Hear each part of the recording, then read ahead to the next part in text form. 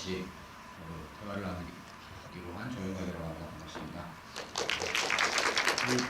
이 영화는 2013년에 완성이 됐고요. 그래서 그 부산국제영화제에서 처음 상영이 됐고 개봉은 작년 7월 17일 날 개봉을 했습니다. 그리고 1994년과 95년에 일어난 일들을 20년 후에 돌아보는 형식으로 돼 있고 어떤 일이 있었고 그것이 우리에게 어떤 이제 여러 가지 교훈과 그런 것들 남겼나를 보여주는 영화라고 생각했고요. 작년에 개봉하기 전에 제가 느낀 거는 2014년에 세월호 참사가 있었잖아요.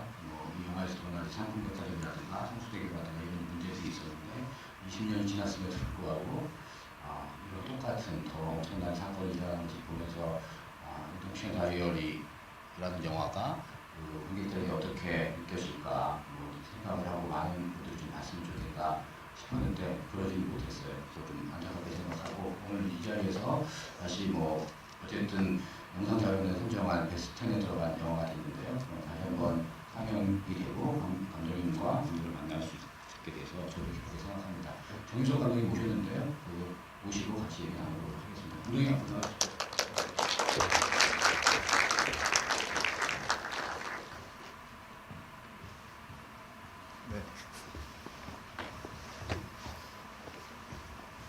인사 말씀 좀 드리겠습니다.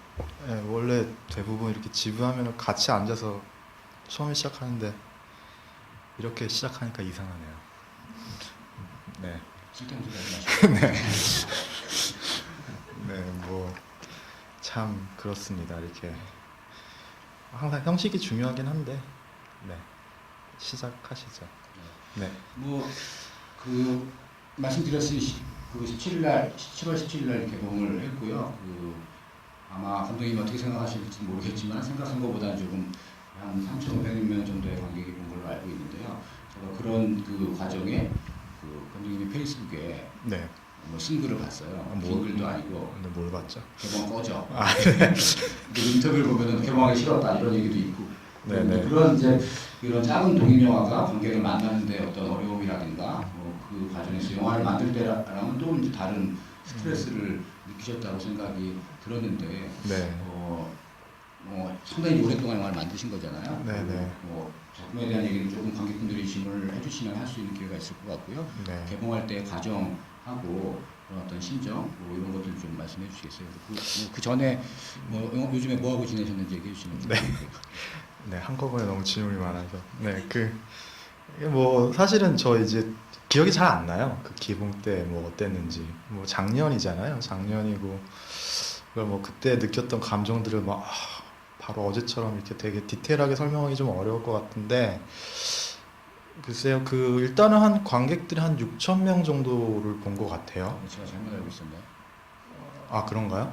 예, 6,000명이나 그러니까 3,000원이나 6,000원이나 돈 비슷하잖아요. 근데 그거는 상관없는 것 같고, 사실은 개봉 당시에 조금 이상한 기분이긴 했었어요. 그러니까 뭐랄까, 세월호 사건 터지기 전에 나왔던 영화고, 실제로 이제 세월호 사건 터지고 나서 관객분들이 보는 어떤 영화를 바라보는 프레임이 너무 완벽하게 달라져 버려가지고, 좀 그거에 대한 어떤 심적 부담감은 있었던 것 같아요. 그러니까 마치 영화가 어쨌든 세월호 사건을 좀 예견한 듯하게 이제 돼버렸고, 왜 이런 것들이 다시 반복되는 것인가에 대한 어떤 질문들이 많이 나왔을 때, 제가 개봉하기 싫다라는 생각을 그때 조금 했었던 것 같아요. 그러니까 그거는 어떤 의미였냐면은 분명히 관객들이 그런 질문을 할 것 같고 또 했는데 제가 무슨 대답을 들려줄 수 있을 것인가에 대한 고민이 좀 있어서 좀 힘들었었던 게 있었던 것 같고요. 그리고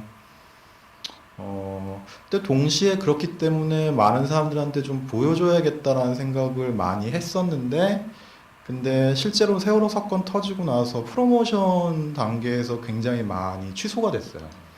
그거는 좀 되게 재밌는 경험이었는데, 그러니까 이제 이 영화가 표면적으로는 약간 지존파를 통해서 스릴러라든지 약간 이제 외국에서 상 탔다는 이런 걸로 자꾸 마케팅 포인트 잡고 들어가가지고 처음에는 프로모션이 조금 잘 되다가 내용 검색을 좀 해보고 기사 검색을 좀 해보니까 이제 좀 그런 부분들이 있어서 이제 다 중간에서 프로모션이 많이 취소가 됐었어요. 그런 것들 보면서 그러니까 예를 들어서 이제 좀 만드는 사람 입장에서는 더 그러면은 뭔가 이 메시지를 받아가지고 더 이렇게 이쪽으로 밀고 밀어붙일 것인가 뭐 그런 고민들이 좀 있었던 것 같아요. 근데 이제 한편으로는 그게 돌아가신 분들을 좀 너무 뭐랄까 좀 불편하게 하는 게 아닐까 뭐 그런 고민도 좀 있었었고 실제로 그래서 이제 짧게만 말씀드리면 영화 개봉하고 나서 또 성수대교 유가족분한테 또 전화도 받았어요.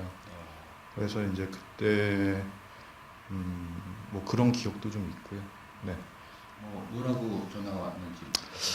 그분이 이제 그 사실은 이제 영화에서 나오시는 그 분인데 이제 그 이런 일이 또 일어날 수 있다고 그렇게 네, 말씀하신 분 있잖아요. 그분 이제 따님 분이 이제 전화가 오셨었어요. 근데 이제 오셨는데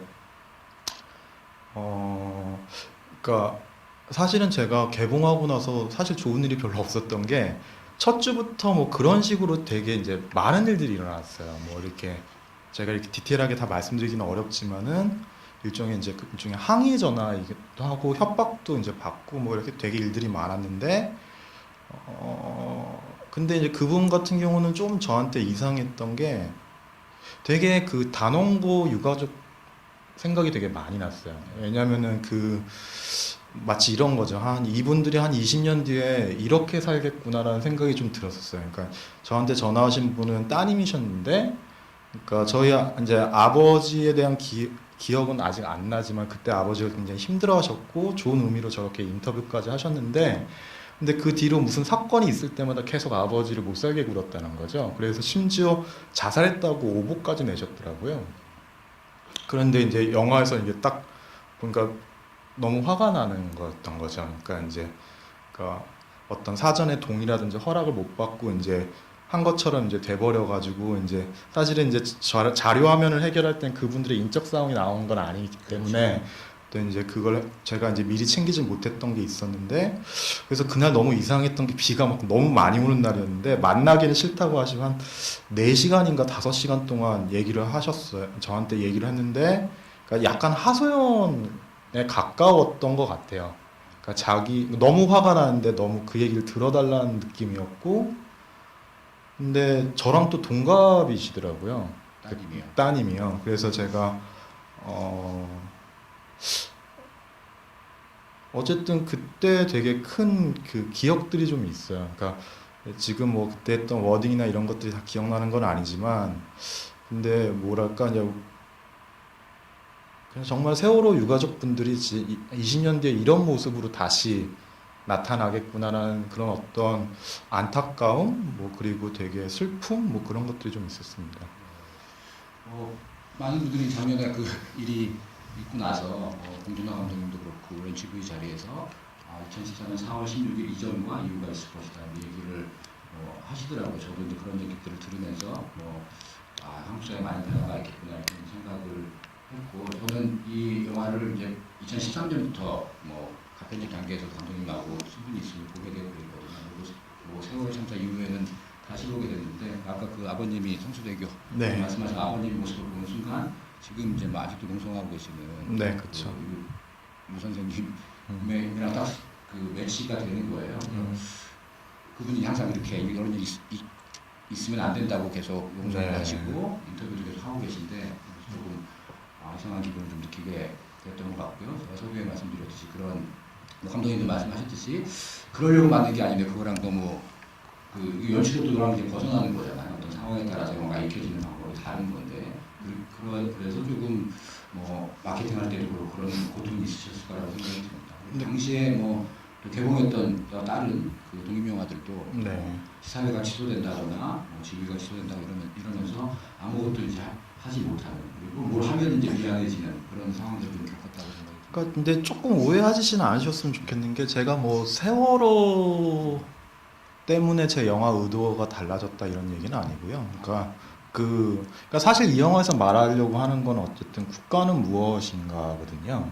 이게 이제 국가라는 건 이제 결국 국가나 혹은 이제 사회 정의로움을 묻고 있는 건데, 근데 기본적으로 이제 이 영화에서 그 전제하고 있는 조건은 국가는 어쨌든 그 사회 구성원의 어떤 합의라는 전제를 깔고 얘기하고 있는 거예요. 그래서 이제 결국에는 이 국가는 무엇인가라고 얘기를 했을 때 이 어떤 하나하나의 어떤 그 국민들이나 어떤 구성원들의 어떤 일종의 성찰, 각성을 통해서만 이런 것들이 이제 변할 수 있다라는 어떤 그런 얘기를 하고 있는 건데, 근데 사실은 이 영화 세월호 사건이 딱 터지면서 갑자기 뭔가 갑자기 너무 건너뛰어 버린 거죠. 그러니까 제가 봤을 때는 이게 자꾸 어떤 특정 누군가의 책임 문제로 자꾸 가는 거예요. 그러니까 사실은 이제 저희가 이제 뭐 교황님이 한 번 오셨을 때 많은 사람들이 되게 위로 많이 받았었잖아요.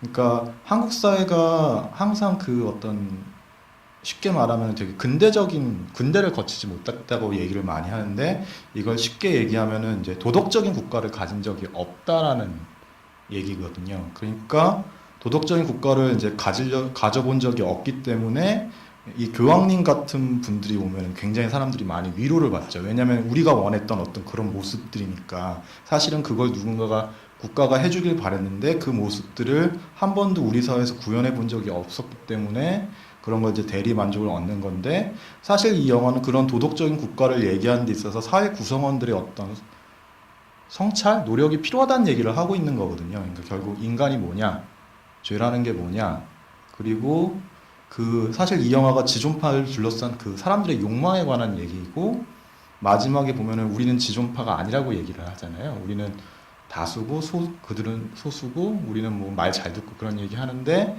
마지막 그 얘기를 이제 우리는 지존파가 아니다라는 거를 뭐 예를 들어서 우리는 비정규직이 아니다, 우리는 뭐 빨갱이가 아니다, 지금 현실에서 벌어지고 있는 굉장히 금기시되는 단어들로 바꿔도 다 똑같이 적용되는 말이라서, 그러니까 사실 이 영화는 어떤 한 개개인들이 갖고 있는 어떤 질문들을 좀 다시 점검해 보길 원했기 때문에 만들어진 영화인데, 세월호 사건이 딱 들면서 이게 책임 문제로 이렇게 변질해 버리고 이제 그렇게 돼 보니까 너무 다들 이제 무기력하면서 크게 생각하니까 이제 좀 어려웠던 것 같아요. 그 부분에서 이제 오히려 개인이 좀 더 생각을 해봐야 됩니다라고 얘기하는데, 사람들이 일단 너무 다들 슬프니까, 그러니까 이걸 막 자꾸 누군가한테 얘기해서 덜어버려야 될 것 같은데, 영화가 자꾸 본인이 감당하고 생각을 해봐야 된다고 얘기하니까 되게 거기서 좀 많이 이제 좀 힘들었던 게 아닌가라는 생각을, 저 역시도 좀 힘들었었고요.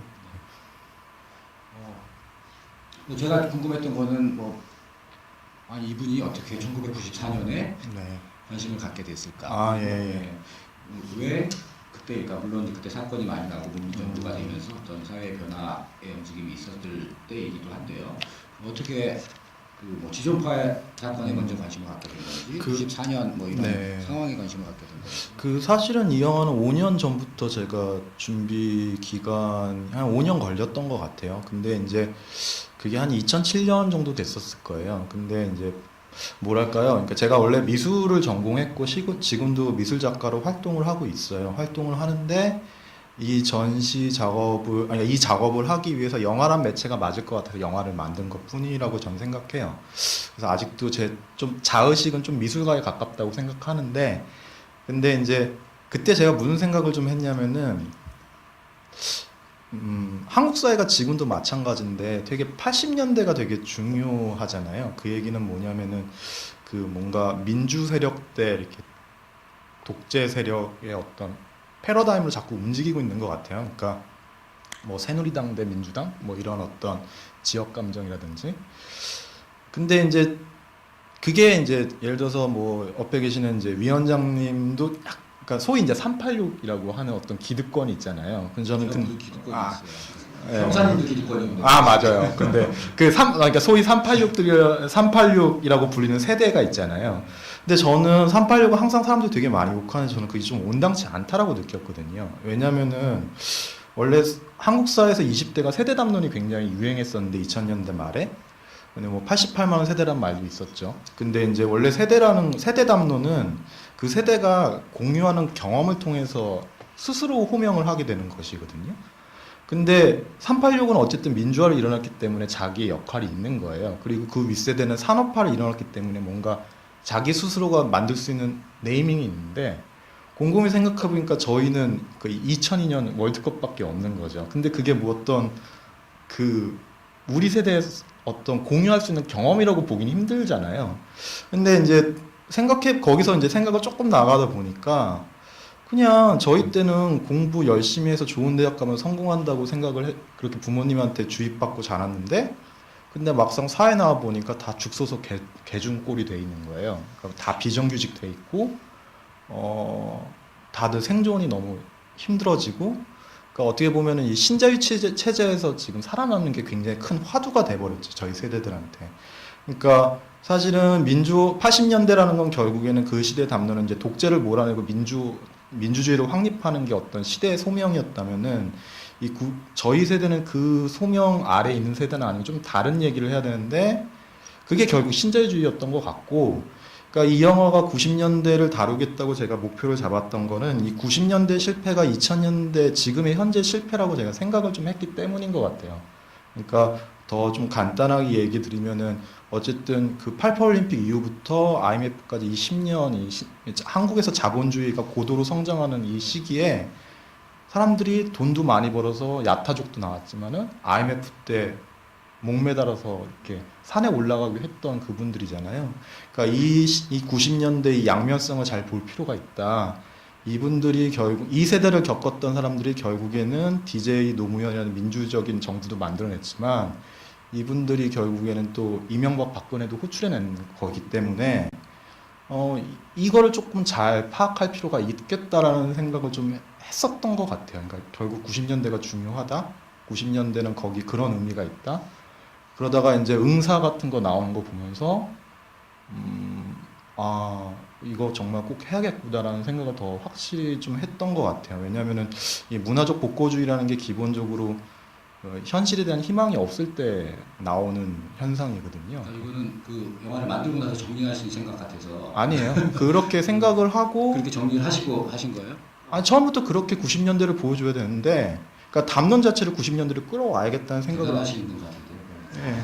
생각을 하시고 이걸 해야 네, 그렇게 해서 왜 이렇게 훌륭하신 분인지 몰랐는데 몰랐어요. 죄송합니다. 왜 그러시죠? 불러놓고 그런데 그러고 나서 이제 이거는 근데 제가 미술가니까 이렇게 생각을 하는 거고요. 근데 이제 결국에는 그걸 어떻게 보여줄 것이냐라고 생각했을 때 그래서 저는 지존파였던 것 같아요. 그러니까 이제 그러니까 저한테는 지존파만큼 섹시한 소재가 없었던 것 같아요. 그러니까 예를 들어서 그러니까 한국에서 한의 문화라는 게 있잖아요. 한이요. 근데 이제 외국 사람들이 잘 이해를 못하겠다고 하는 그 한의 문화. 근데 사실은 일본의 사무라이 같은 것만 봐도 무슨 게 있냐면은 부모님을 어떤 사람이 죽였어요. 그러면 일본에서는 자기가 검술을 연습해가지고 그 부모 복수를 대신 하거든요. 사무라이가 직접 찾아가가지고 그런 게 이제 문화적 컨텍스트로 있잖아요. 근데 우리나라는 뭐가 있냐면은 복수를 용납을 안 해요. 기본적으로 우리나라 정서는. 그러니까 죽은 귀신이 돼가지고 사또를 찾아가요. 그래가지고 너무 억울하다. 내 원한을 풀어달라. 어디 가면 뭐가 있다 하면 거기 가면 이제 자기 죽은 시체가 있고 막 그런 거죠. 그러니까 기본적으로 한국의 정서라는 거는 복수를 용납을 안 하는 문화인 거예요. 그러니까 이 한이라는 게 그러니까 외국 사람들은 되게 이상하게 느껴지는 거예요. 왜냐하면 이게 잘 이해가 안 되거든요. 그러니까 근데 여기서 지존파가 굉장히 이질적인 존재였다는 거죠. 그러니까 굉장히 전 근대적인 사회에서 농촌에서 살고 있는 친구들인데 대부분 사람들은 한국에 있는 사람들이 굉장히 부조리함을 느끼면은 이거에 대해서 그냥 더 기본적으로 더 아랫사람을 더 착취하면서 자기가 더 올라가거나 이 체제 자체를 부정하거나 그렇게 가지 않거든요. 근데 이 친구들은 굉장히 특이하게도 이거를 가장 전근대에 살고 있는 애들이 현대를 따라잡기 위해서 가장 극단적인 방식으로 따라잡으려고 했다는 것처럼 저는 보였어요. 그 살인이라는 걸 통해서. 근데 그러면서도 불구하고 너무 이상했던 거는 원래 대부분 이렇게 살인 같은 것들이 대도시를 기반으로 일어나잖아요. 근데 얘네들은 잡아가지고 뭐 강호순이나 이런 데를 보면 다 사이코패스들은 다 유경철도 그렇고 다 대도시에서 죽여요. 근데 얘네들은 굳이 경기도나 서울까지 와서 잡아가지고 자기 고향에 있는 그 아지트로 데려가서 걸로 간다는 거죠. 그러니까 저는 이런 것도 되게 저한테는 범죄적으로 되게 흥미롭게 좀 보였어요. 그러니까 뭐랄까 어떤 맥락 없음이 좀 있는 거죠. 그러니까 이 영화에서 그 뭐 아까 위원장님도 말씀하신 가편집 단계부터 이제 얘기하면서 지금 최종 단계에서 추가된 것들이 몇 가지가 있는데, 그러니까 이제 지존파가 이제 버려진 집에 이제 장면에 보면은 그 자기 개발 서적을 읽고 그러니까 집 뭐 이렇게 성공술과 대하술이라는 책이 있어요. 그 지존파가 읽었던 책이. 그게 90년대 가장 유행했던 자기계발 서적이거든요. 그러니까 제가 지존파를 묘사하면서 되게 보여주고 싶어 했던 거는 이 친구들이 굉장히 그 어떤 자본주의 틀 안에서 그 되게 극단적인 선택을 하면서 그걸 쟁취하고 싶었던, 그러니까 한국에는 없던 문화적 정서를 갖고 있는 친구들인데 이것이 갖고 있는 어떤 내적 동기라는 건 굉장히 짬뽕이라는 거예요. 그러니까 뭐 흙과 삶이라든지 뭐 이렇게 뭐 중국 원정을 기획했다는데 왜 중국에서 살인 원정 기획했냐 그러면은 그냥 뭔가 마음을 넓게 가지기 위해서 했다. 이게 무협지 사고관이거든요. 그러니까 굉장히 뭔가를 따라잡고 싶어하는데 교육받은 게 없으니까 이걸 이제 어떤 논리적으로 만들기 위해서 자꾸 이제 문화, 대중문화라든지 이런 것들을 이제 짬뽕시키면서 갖고 오는데 그 안에 있는 욕망 자체가 굉장히 어떻게 보면 우리랑 다르지 않은 거죠. 그런 것들을 되게 좀 보여주고 싶었던 것 같아요. 그러니까 저한테는 그래서 좀 이런 말이 좀 어떻게 들릴지 모르겠지만은 저한테는 좀 되게 그 아나키스트처럼 보이는 부분이 분명히 있어요. 그 지존파 자체가. 그러니까 그 인륜적인 어떤 그런 범죄에 대한 어떤 윤리적인 문제를 얘기하는 게 아니라 이들의 행위 자체가 한국 사회에서는 좀 도착하지 않은 어떤 다른 측면이 분명히 있었다라는 거죠. 근데 이거 이후로 그냥 자기가 보기에는 끝난 것 같아요. 왜냐면은 지금의 가장 우파라고 보이는 일베 사람들도 보면은 세월호 터지고 나서 굳이 한다는 것 자체가 뭐 이순신 동상 그 뒤에 가가지고 치킨 먹고 앉아 있는 거잖아요. 그러니까 그들이 지금 우파들이 보여주는 상상력이라는 거 한 자체, 그 폭력의 상상력이라는 것 자체가 굉장히 조악하고 이상하거든요. 폭탄 던진 사람이 있는데 왜? 그냥 폭탄 던지는 사람도 그거 가만히 보면 폭탄 던졌다가 중요한 게 아니라 폭탄 던질 때 뭐라고 했냐면은 윤봉길 센세라고 했거든요. 그러니까 그게 뭐냐면은 원래 윤봉길 의사를 자기 존경해서 했는데 윤봉길 센세라고 얘기를 하잖아요. 그러니까 이게 뭐냐면은 굉장히 지존파랑 비슷한 사고인 거예요. 그러니까 어떤 맥락들이 통일되지 않고 그냥 갖다 붙여서 하나의 어떤 자기 동기화시키는 그런 과정들인데, 그러니까 저한테는 지존파의 그런 부분이 굉장히 좀 의미 있게 좀 다가왔던 거죠. 이거는 되게 사회적 산물이라는 생각을 했었고, 자본주의 시스템 안에서 그 속도에 잡히지 않았을 뿐이지 이런 것들이 구조적으로 계속 나온 어떤 산물이라는 생각을 계속 했던 것 같아요. 뭐 그러면서 뭐 영화가 그 어떤 마치 이제 서스펜스 다큐멘터리처럼 막 사건을 추적하는 것처럼 가다가 네. 그 형사님들이 막 그 추적한 걸 얘기를 하잖아요. 그러면서 영화가 갑자기 쭉 넓어지는 기점들이 있잖아요. 사형 그 상품백화점과 네. 그 성수대교가 나오면서 국가적인 어떤 폭력, 네. 목적은 같으나 그 결과가 다르게 나오고 누구는 사형을 받고 정말 뭐 그 감옥에서 몇 년 살다가 나오는 그리고 집행유예가 되는 뭐 이런 이제 사건으로 넓어지면서 말씀하셨듯이 어떤 국가의 폭력이라든가 뭐 사형제도 이렇게 쭉 영화가 이제 펼쳐져지는데요. 흥미로운 거는 그 또 정진해가는 과정에서 네. 인물들 인터뷰라고 할까요? 네. 형사님들도 그렇고 뭐 수녀님이나 목사님들도 그렇고 또 그분의 캐릭터 자체도 상당히 재미있으시고 네. 나름대로 논리를 가지신 분들이더라고요. 그런 분들을 어떻게 만났고 어떤 과정을 통해서 그런 이제 대답들을 끌어내셨는지. 일단은 이 영화에서 가장 중요한 거는 이제 고병전 선생님인 것 같아요. 예, 고병전 형사인데 원래 이 영화에서 가장 원래 축은 그 지존파 고병천 형사와 그 도망쳤던 이모 여인의 두 명의 축으로 원래는 시작을 하려고 했었어요. 그 얘기는 뭐냐면은 관찰자로서 항상 죽음을 바라보는 한 30년 넘은 베테랑 형사가 있는 거죠. 그러니까 죽음을 관찰자로서 계속 관조하면서 보는 사람이 있고, 사람을 죽였는데 합법적으로 무죄를 받은 사람이거든요. 근데 자기가 원치 않은 폭력을 행해야 했고 폭력을 당한 사람이에요. 그러니까 결국에는 이 영화의 맨 처음에 이야기 걸기는 일종의 어떤 그 트라우마를 얘기하고 싶었던 것 같아요. 그러니까 인간이 자기가 원치 않았던 어떤 하나의 기억을 가지고 그걸 어떻게 극복하고 살아가는가. 그 사실 고명 선생님도 자기가 사명감이라는 것 때문에 엄청나게 많은 죽음들을 본 거고 자기 때문에 자기가 잡아서 사람들을 다 사형수 만들어서 다 죽인 거잖아요.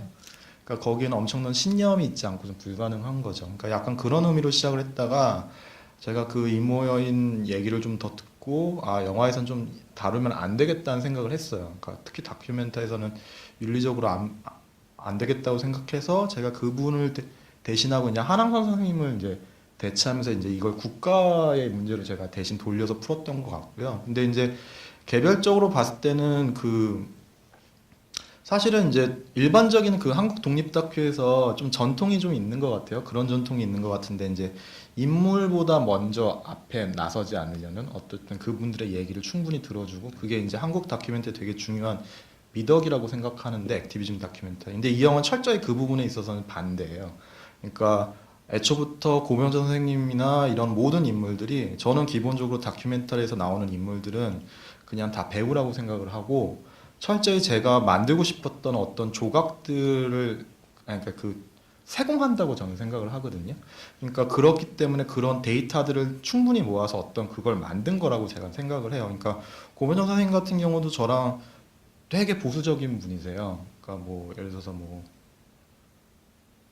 예를 들어서 세월호의 어떤 원인이라든지 뭐 여러 가지 문제에서 굉장히 보수의 어떤 입장을 많이 대변하시고 있는데 근데 그분들이 갖고 있는 어떤 그러니까 저는 항상 근데 그럼에도 불구하고 보수한테 되게 관심이 많았던 것 같아요. 왜냐하면은 한국 사회에서 보수라는 거는 굉장히 꼴통 이미지가 강하잖아요.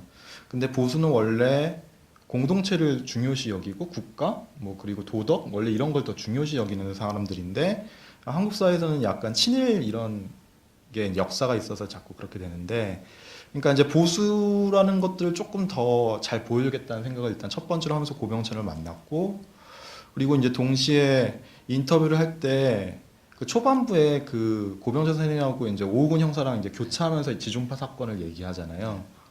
그러니까 지존파 사건은 이제 뭐 위원장님은 다 아시는 사건이겠지만은 지금 저보다 나이 어리신 분들은 기억도 못하는 사건이라서 약간 드라마적으로 좀 그런 것들을 설명해 줄 필요가 있는데 그러니까 아예 교차 편지로 편집을 하겠다고 생각해서 똑같은 질문을 아예 줘버려 가지고 말을 그렇게 이어버린 거고 뭐 그런 어떤 역가 되게 연출적으로 접근했어요. 그러니까 뭐 딱히 어떤 케미라든지 그런 게 있진 않았어요. 그러니까 고병 선생님한테 예를 들면은 뭐 그런 건 있었죠. 그러니까 사전 인터뷰를 굉장히 많이 했는데 고병 선생님은 사전 인터뷰할 때 카메라가 있었나요? 없었어요. 그러니까 이제 예를 들어서 이런 거죠. 이 영화는 지존파한테 다 덕본 사람들 얘기라고. 그러니까 지존파 때문에 덕본 사람들 얘기인데 제가 일부러 이렇게 찔러보는 거죠. 선생님도 근데 덕보시지 않았냐. 그러니까 왜냐하면 대통령 훈장을 받으셨으니까. 그러면 이제 이렇게 제가 한번 딱 찔러봤을 때 선생님 그때 되게 불같이 화내셨거든요. 왜냐면 영화에서도 잠깐 집 모양이 나와주면은 30년 넘게 강남에서 형사로 은퇴를 하셨는데 불구하고 집이 굉장히 소박하세요. 그리고 실제로 그런 훈장이나 이런 것들이 하나도 없어요. 실제로 뭐 다 성모상 있고 그러시거든요. 그러니까 이제 그런 것들 조금씩 알아가는 거죠. 아, 이 사람이 어느 부분을 건드리면 어떻게 반응하고, 이 사람이 어떤 부분을 더 얘기하고 싶어 하고, 사실은 이제 인터뷰를 할 때 가장 중요한 거는 그 사람이 말하기 싫어하는 것까지 끌어내는 게 좋은 인터뷰는 아니라고 생각해요. 그러니까 뭐랄까 어느 사람이든지 자기가 들키고 싶어하는 비밀들이 있다고 생각하거든요. 근데 그게 뭔지를 알아내서 딱 거기까지 말을 걸어주는 게 굉장히 다큐멘터리 감독들한테 되게 중요하다고 하는데요. 근데 이제 어쨌든 나머지 인물들은 다 정황 증언이어가지고 그리고 또 특히 김영태 변호사님은 약간 변사처럼 해설자 역할로 쓴 거고요. 그러니까 고병천 선생님이 되게 이 영화에 어떻게 보면은 감정을 잡고 있는 분이라서 이 부분만 좀 한 사전 인터뷰를 한 3-4번 하면서 이제 삼풍백화점도 알게 됐고 좀 그랬던 것 같아요. 정말 신기하지 않습니까? 그 지존파 사건의 중심에 있었던 분이 서초경찰서 소속의 형사님인데 그 삼풍백화점 사건의 현장에 바로 옆에 있었던 그래서 자연스럽게 연결이 되는 네. 과정이 이게 그 고병천 형사의 트라우마도 궁금하고 이분이 계속 대박을 맞으신 거가 이렇게 생각이 하고 뭐 네. 정말 그런 것들을 사전에 알고 접촉하신 건 아니시죠? 그러니까 예, 그런 건 분명히 아니었고 그러니까 제가 이 영화에서 이제 원래 이야기 걸개는 결국은 지존파를 통해서 삼풍백화점을 연결해서 이 90년대 전체를 보는 그림인데 이건 되게 그냥 미술적인 아이디어예요. 근데 사실은 영화라는 거는 캐릭터가 있어야 되고 드라마가 있어야지 이야기가 전개되기 때문에 이걸 어떻게 이 그림을 붙여줄지에 대한 고민이 항상 있었는데 고병 선생님이 그 삼풍백화점 얘기하는 순간 굉장히 제가 놀랐던 거죠. 근데 더 재밌는 거는 이 한항상 국무총리 분을 제가 인터뷰로 봤는데 자택이 어디시냐면 압구정동 현대아파트세요. 그러니까 제가 그걸 보면서 무슨 생각을 했냐면은 사실 지존파가 죽이고 싶었던 그 대상들이 사는 곳이 다 압구정동의 야타작들이었잖아요. 그러니까 이제 그때 제가 어떤 확신을 여겼냐면은 이 영화에 나오는 인물들이 사실은 되게 말이 안 돼요. 그러니까 뭐냐면은 이렇게 만날 필요가 없는 사람들이거든요. 그러니까 사실은 지존파랑 삼풍이랑 붙일 필요도 없는 거고 사실 이 영화의 세계관 자체가 감독이 되게 억지로 뭔가 에세이처럼 이렇게 붙여놓은 건데 그걸 되게 이렇게 사람들한테 이게 그럴듯하게 보여주는 거죠. 근데 제가 그 한항상 총리 인터뷰로 갔을 때 그 압구정동 현대아파트 앞에 딱 보면서 좀 웃었던 게 제가 만들어 놓은 일종의 가설이 막 맞을 수도 있겠다는 생각을 그때 처음 했던 것 같아요. 그러니까 뭐랄까, 그러니까 서로가 파편화돼서 떨어져 있는 어떤 사건들이 결국엔 다 같은 자기장 안에서 움직이고 있었고 그것들이 서로 주고받으면서 거기서 뭔가 해결 못한 것들이 결국에는 지금의 2003풍에서 해결 못했던 것들이 결국 세월호로 다시 돌아오고 그런 것들이 아니었을까라는 생각을 잠깐 했어요. 영화를 쭉 아까 제가 말 실수를 한 것 같아서 조금 네. 어떤 아닙니다. 네. 영화를 이제 보다 보면은 영암 얘기가 저는 그분이 오늘을 보면서 조금 의아하게 느껴졌는데요. 영암 얘기가 그 영암 당시에 영광 형사님이 여기가 이제 6.25 때 얘기를 하잖아요. 네네. 그러면서 여기 3만 명이 더 죽었고 이념들 결에서 이렇게 됐다. 네네네. 하는 그 어떤 그 고장의 역사에 대해서 그 다시 한번 얘기를 하는데 조금 이제 의아하게 느꼈던 게 그때 좀 이렇게 뭐라 그럴까 템포가 좀 느려진다 그럴까 그런 네네. 느낌을 받았습니다. 네. 그 되게 더 멀리 가는 얘기가 나오는 건데 90년대에서 네. 50년대 전후까지 갔다가 다시 이제 돌아오게 돼 있는데요. 네. 그 장면의 의도랄까요? 어떻게 보시게 된 건지. 그 사실은 영광신 같은 경우는 항상 질문을 많이 받았던 것 네. 같아요. 이제 GV 때마다. 근데 이제 사실 전 영광신이 이 영화의 척추라고 생각을 해요. 그러니까 영광신이 없었으면은 그냥 되게 시사 토픽 같은 영화라고 생각을 하고 영광신이 있었기 때문에 이 영화의 어떤 감독의 주관성이 이제 처음으로 확보된다고 저는 생각을 하거든요. 그러니까 뭐 예를 들어서 그 긴 헤드라이트 씬 같은 것들 있잖아요. 그러니까 거기서부터 이제 감독이 이렇게 좀 봐줬으면 좋겠다라든지 아니면 혹은 여기서 좀 생각을 해봤으면 좋겠다라든지 그런 얘기를 좀 하죠. 근데 일단 담론적으로 봤을 때 영광신이 갖고 있는 역사가 왜 중요했냐면은 아까 앞서도 잠깐 설명드렸지만은 이게 살인이라는 것이 기본적으로 어떤 개인적인 차원에서 자꾸 나오는 거라고 사람들이 항상 생각을 하시는 것 같아요. 그러니까 사람들한테 너 살인해 봤어라고 얘기하면은 뭐 다들 말을 머뭇거리잖아요. 그러면은 왜 살인을 안 해봤어라고 물어보면 더 답을 못해요. 그러니 그 얘기는 뭐냐면은 본인한테 왜 넌 살인을 안 해야겠다라고 생각했어라고 얘기해보면 답을 못한다는 거죠. 근데 이 얘기는 뭐냐면은 살인이 개인적인 차원에서의 어떤 살인으로만 자꾸 국한시키면 그렇게 대답을 할 수밖에 없는 것 같아요. 근데 살인이라는 게 예를 들어서 뭐 국가적인 폭력에 대한 살인일 수도 있고 마음으로 살인하는 것도 있잖아요. 제가 좀 없었으면 좋겠다라든지 제만 없었으면은 제 기회가 제 때문에 뺏긴 거 어쨌든 이런 마음으로서 살인도 원래 살인의 범주는 굉장히 넓은 건데 그러니까 지존파를 바라볼 때 항상 부딪혔던 게 되게 그냥 악마라는 거죠. 갑자기 얘는 악마의 씨를 태어났어 뭐 이렇게. 근데 사실은 이 영광의 역사가 뭐 민간인 뭐 3만 명 죽고 그랬지만 기본적인 거는 그냥 소장농하고 지주들하고 싸움이거든요. 그러니까 6.25 전쟁 끝나고 나서 친일파들이 지주였기 때문에 이 지주들의 그걸 다시 이제 돌려받기 위해서 이 소장농들하고 싸운 건데 이게 이제 이데올로기적인 싸움으로 비춰지니까 거기서 사람들이 벌어진 거고. 근데 결국에는 핵심은 지존파랑 똑같아요. 그러니까 가진 자들의 돈을 나눠 갖자라는 거야. 그러니까 뺏자는 거예요. 그러니까 지존파가 했던 그 맥락이라는 것이 결국에는 살인이라는 것이 그렇게 뜬금없이 어느 날 갑자기 나오는 게 아니라는 거죠. 사실 그 안에는 굉장히 많은 사람들의 어떤 분노와 희생과 그런 것들이 되게 내재화돼 있다, 그 사회에 내재화돼 있다는 거고 그런 거를 되게 직접적으로 설명하기보다는 좀 약간 돌려서 얘기한 측면은 분명히 있었던 것 같아요. 그리고 그 영광에서 보여지는 장면들이 다 그 친구들이 가고 있는 어떤 그 살인했던 장소로 가는 길이거든요. 그러니까 거기 보여지는 풍경들이 다 뭐 저수지 앞이라든 거기가 다 그때 이제 사람을 죽였던 장소들이에요. 그리고 이제 길 장면 같은 거는 곳으로 가는 길들이거든요. 근데 뭐 그것들을 되게 극령화나 뭐 친절하게 방송 다큐처럼 설명하지는 않고 그냥 그런 것들을 약간 비껴서서 그냥 보여주는 거 정도로 이제 남겨놨던 것 같아요. 네, 관객분들 뭐 얘기 많이 들으셨을 텐데요. 궁금하신 점 있으면 손 들어주시면은 그 마이크 보내드리도록 하겠습니다. 네. 그리고 제가 또 한 가지 또 궁금한 거는요. 영화를 보다 보면 그 사용 제도가 사용 얘기가 나올 때 네.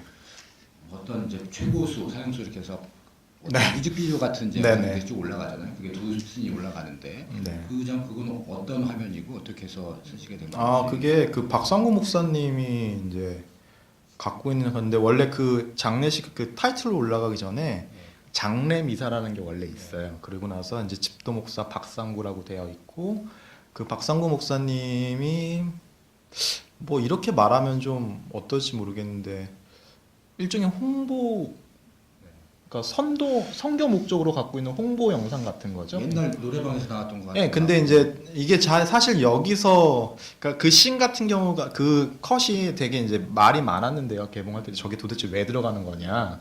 그러니까 이제 영화 개봉 저런 것 저렇게 편집하니까 영화가 너무 못 만든 거 그러니까 영화를 이제 못 만들었다고 생각하시는 분도 있고 그런데 근데 이제 이거는 그런 거죠. 그러니까 뭐랄까요? 그 아까 노래방 신이라고 얘기하셨잖아요. 그 뒤에 보면은 그 노르웨이 숲 같은 게 배경으로 나와요. 근데 저는 그 영상에서 보여주는 그 감각 같은 것들 있잖아요. 그 정서나 그 되게 키체. 근데 저는 그게 딱 90년대를 대변하는 것 같아요. 그러니까 최고수 뭐 이렇게 사형수라고 쓰여지는 어떤 영상 타이틀이라고 해서 뭐 이렇게 전도 목적으로 쓰여진 그 영상이 그 뒤에 배경은 노르웨이 숲. 그러니까 정말 전혀 그러니까 무국적인 거죠. 그러니까 되게 그런 것들이 되게 저는 90년대 틱하다고 90년대 정서가 딱 이거라고 생각을 했었고 그래서 그렇게 이제 집어넣은 게 좀 있었고요. 네, 제가 좋아하는 컷입니다. 그러니까 왜 좋아하냐고 물어보면 저는 답을 못합니다. 아니 1990년대 저기예요. 네. 오랜만에 본 것 같고 이직적으로 느껴지면서도 어떤 네. 당시의 정서가 있는 건 분명하다고 생각이 들고요. 그리고 또 한 가지 궁금한 거는 그 한 3분의 2 지점에서 어떤 무덤 장면이 네, 나오거든요. 네. 하얀 석고 동상 같은 네, 것도 천주교 있고, 묘지. 이렇게 있는데 그 무덤 저는 지존파 이 사형당한 사람들의 뭐 무덤이 모여 있나 이렇게 좀 느끼. 예, 실제로는 주존파 무덤이에요. 아 그래요? 예, 그걸 그렇게만 봤는데 네. 그렇게 느끼지 못했거든요. 그게 이 영화에서 좀 재밌는 점인데 이 영화 그 마지막 그게 파주에 있는 천주교 공동묘지인데 네. 그 조성애 수녀님이 그 천주교 2명이 기여를 했고 그러니까 그 기독교 쪽 하신 분들은 네 분이신데 유가족이 또 안 찾아가 보신 분들이 있어요. 화장을요. 근데 이제 천주교 쪽 분들은 이렇게 따로 공동묘지가 있어서 그 두 분은 김기환하고 그 문상록일 거예요. 그 두 분만 이제 이렇게 했고 그 영화 이제 뭐 다시 볼 일 없으시겠지만 다시 보시게 된다면 보면 그 녹색 마크가 있어요. 묘비 옆에 이렇게 녹색으로 이렇게 십자가 마크가 있는 게 다 사형수들이에요. 그거는 이제 뭐 나중에 어디 천주교 이렇게 공동묘지 가시고 이렇게 보면은 녹색 마크가 있는 건 다 사형수들인데, 그러니까 이거가 좀 저한테는 되게 의미 있는 얘기가 있는 건 뭐냐면은, 그러니까 이 영화가 가장 어려운 게 뭐냐면요, 그 연출자에서 되게 어려웠던 점이 살인자에 대해서 얘기를 해야 되는데 저까지 포함해서 아무도 살인을 해본 적이 없다는 거예요. 그러니까 이게 굉장히 아이러니하면서 동시에 이 영화의 가장 큰 매력이라고 생각을 했어요. 그러니까 누구나 다 가난하고 못 배웠다고 살인하는 거 아니잖아요. 뭐 어머니가 뭐 5명이 바뀐다고 해서 이렇게 살인을 하는 건 아니죠. 그런 걸로 뭔가 어떤 부분 이해는 할 수 있지만 그들의 살인이 정당화될 수 있다고 생각하진 않아요. 근데 이제 그러니까 너무 궁금한 거잖아요. 사실은 왜 살인을 했는지도 궁금하고.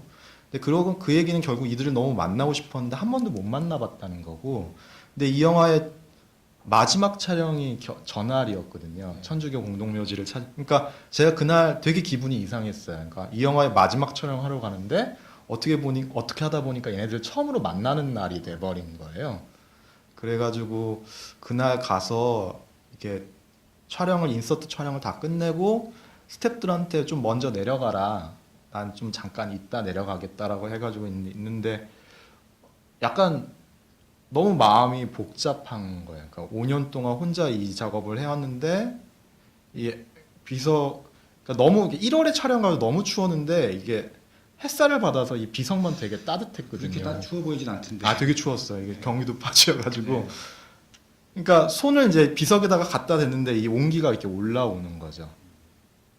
근데 이게 지나친 감정이입일 수는 있는데 그 순간 제가 뭘 느꼈냐면은 그냥 이 친구들하고 뭔가 얘기한 것 같았어요. 그러니까 뭐랄까 그냥 한 그동안 내 얘기를 좀 들어줘서 되게 고맙다라든지 뭐 그런 얘기를 좀 거는 것 같았고, 그러니까 저도 그때 이 영화를 끝까지 찍으면서 저한테 남아있던 질문이 뭐였냐면은 만약에 내 가족을 이 친구들이 내 가족을 죽였다면 내가 용서할 수 있겠냐라는 거죠. 내가 사랑하는 사람을 만약에 지존파가 죽였다고 하면은 난 이들을 용서할 수 있을 것인가? 사실 그 질문이 항상 남아 있었어요. 그러니까 제가 이걸 뭔가 국가 차원의 어떤 폭력과 대비시켜서 간다고 했을 때도 내가 이게 당사자로 돌아왔을 때 내 문제가 됐을 때 이걸 내가 용납할 수 있을 것인가에 대한 문제가 항상 남아 있었거든요. 근데 제가 그때 그 비석에 손 올리고 그 마지막 촬영을 겪고 나서 무슨 생각을 좀 하게 됐냐면은 좀 이런 생각을 좀 했던 것 같아요. 그러니까 원래 이렇게 좀 양아치고 나쁜 친구도 그냥 친구할 수 있는 거잖아요. 그냥 제가 나랑 뭔가 좋아하는 면이 한 군데라도 그럴 있으면은 수 있죠. 예. 예, 친구할 수 있는 거잖아요. 그러니까 뭐랄까 그냥 그때 좀 처음으로 이제 알았던 것 같아요. 그러니까 이 친구들한테 내가 뭔가 정이 많이 들었다는 거예요. 그러니까 이해할 수는 없지만 되게 지난 한 5년 동안 되게 이해하려고 노력했었고, 그리고 왜 그들이 나랑 어느 순간부터 다르게 됐을까에 대해서 되게 고민을 많이 했었던 것 같고, 그러니까 뭔가 좀 그런 느낌이었어요. 그러니까 뭔가 용서라고 표현하기엔 너무 거다야한 것 같고, 그냥 뭔가 마음이 좀 되게 편해졌어요. 그 이제 저 촬영을 끝내고 나서. 영화 속에서 그 친구들을 만났던 그 뭐 목사님이나 수녀님이나 네. 행사님들의 마음하고 비슷하게 되신 것 같은 느낌. 그거는 좀 다른 것 같아요. 그러니까 뭐냐면은 목사님하고 수녀님들은 기본적으로 그 종교의 힘에 의지해서 용서를 하시는 거거든요. 그러니까 기본적으로 왜 그렇게 종교 단체들끼리 싸웠냐면은 각자 갖고 있는 종교적 신념 안에서 그 사람들을 포섭하고 싶었기 때문인 것 같아요. 사실 그런 어떤 절대적인 믿음이 있기 때문에 그런 일을 평생 하실 수 있는 거죠. 그러니까 왜냐하면 이제 스스로의 갈등을 많이 소거시켜야지 그런 분들을 만날 수 있는 거잖아요. 사실은 계속 유영철 같은 사람은 또 어떻게 계속 감정이입이 안 되겠어요.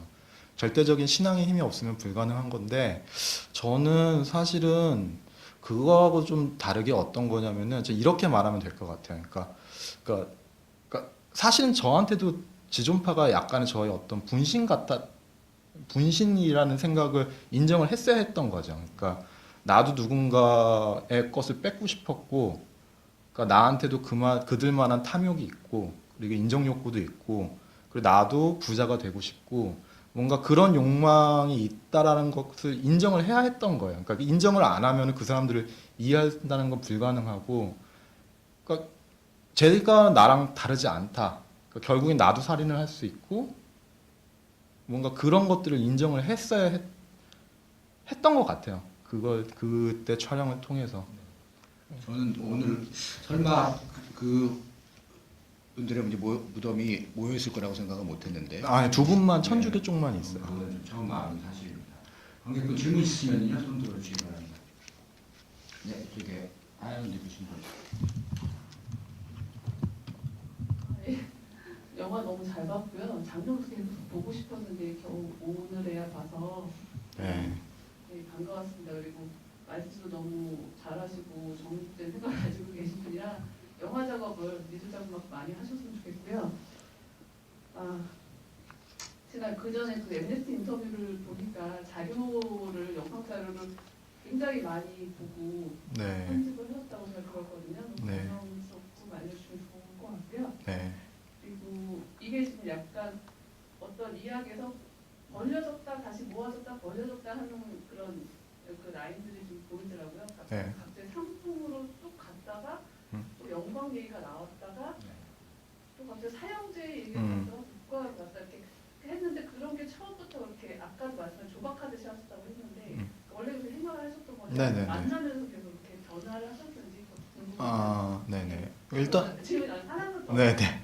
백분 토론 그 네. 이미지를 앞뒤에 쓰셨는데 그걸 어떤 의도로 배치를 하셨는지 궁금해요. 일단은 뭐 첫 번째 아카이브 같은 경우는 그 제가 이제 위원장님께 첫 번째 가편집본 보고 나서 이제 개봉을 하기 위해서 그 저작권을 다 해결을 해야 되는데 그래서 이제 저작권을 해결하다 보니까 삼풍백화점 비공개 자료 컷들을 다 볼 수 있게 됐어요.